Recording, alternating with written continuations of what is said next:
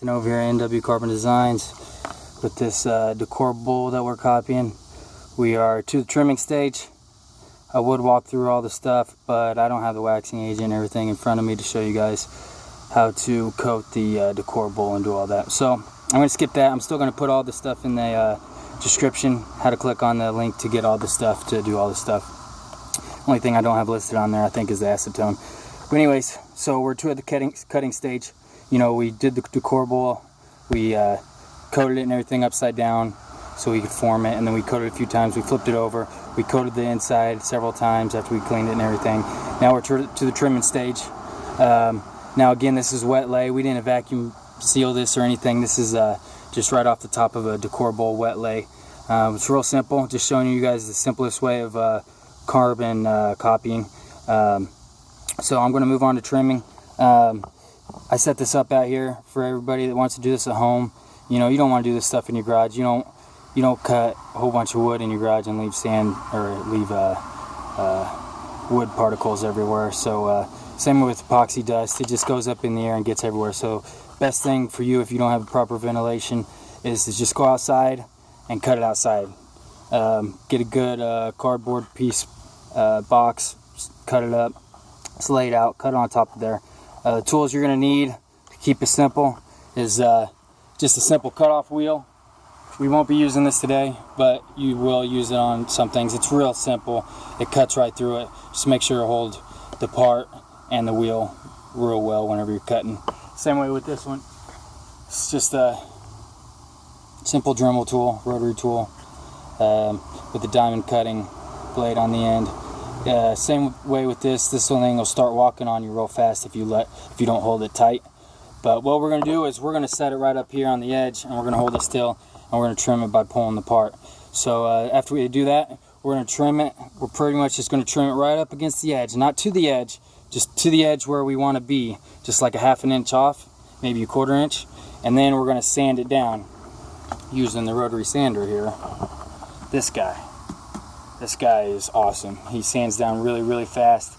He's got different sized wheels and everything. You get it from $100 to $150 at your local hardware store. But it does a really good job on the edges. It just sands it down real quick. But anyways, I'm going to show you guys, and let me first get this set up to where you guys can see some cutting going on. On this guy right here, let me make sure my camera's on. Piece. Alright. Gotta get all your gear. I got my goggles, got my face mask. Put it on and then start going.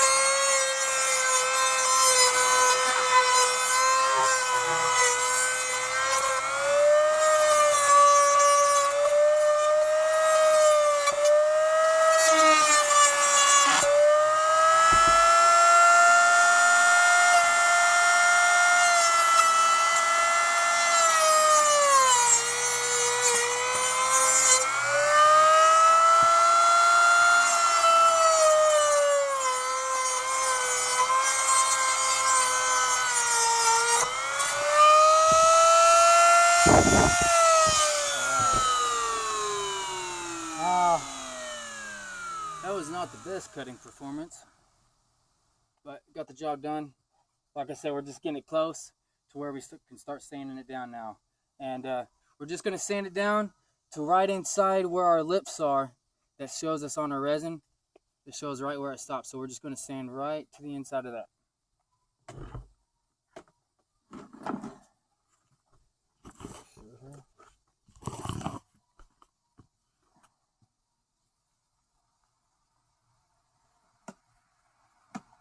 Work.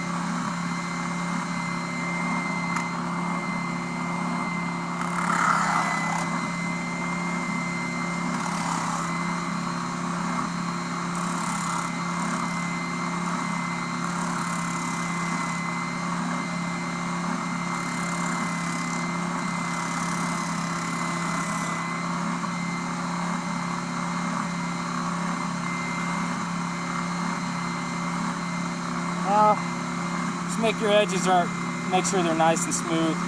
They're not quite yet, so you just keep working them.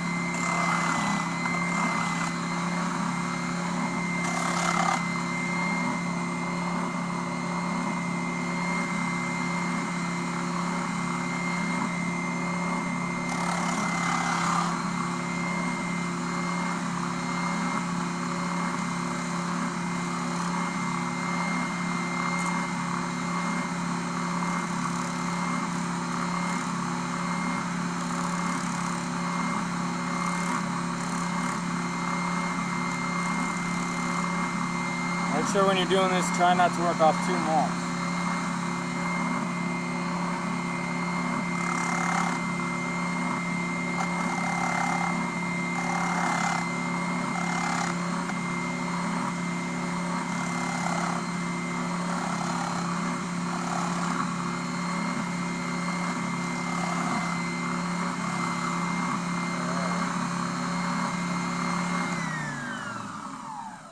So that's the gist of it.